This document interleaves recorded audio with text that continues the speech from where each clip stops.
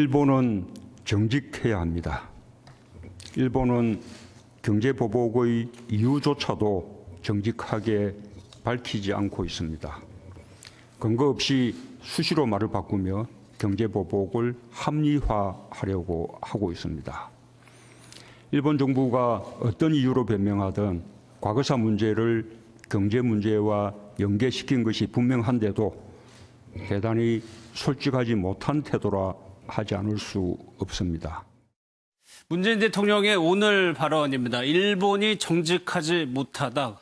뭐 어떻게 보면 굉장히 직격탄을 날렸다고 할 수가 그렇습니다. 있어요. 그러니까 일본의 태도를 보면 저 얘기를 하지 않을 수가 없는 상황이에요. 저도 예. 너무너무 화가 나는데 일본이 뭐라고 얘기냐면 우리나라를 향해서 우리나라가 역사를 바꾸려고 한다 이렇게 얘기하고 있어요. 지금 누가 역사를 바꾸려고 하고 있는 겁니까? 강제징용자 문제, 위안부 할머님들 문제 그거 다 바꿔가지고 자기들이 잘했다라고 자기들은 죄가 없다라고 자기들은 실수한 게 없다라고 얘기하려고 하는 것이 일본의 태도예요 지금. 예. 우리 경제 하는 것도 징용 피해자 배상 문제 가지고 지금 문제가 된 거 아니겠습니까? 그 말은 징용 피해자들에게 본인들은 아무런 잘못이 없다는 걸 국제적으로 강조하기 위해서 그런 행동을 한다고 보여지는데 예. 그러면서 우리한테 도리어 역사를 바꾸겠다고 한다고 하니까 이게 말이 되는 소리냐.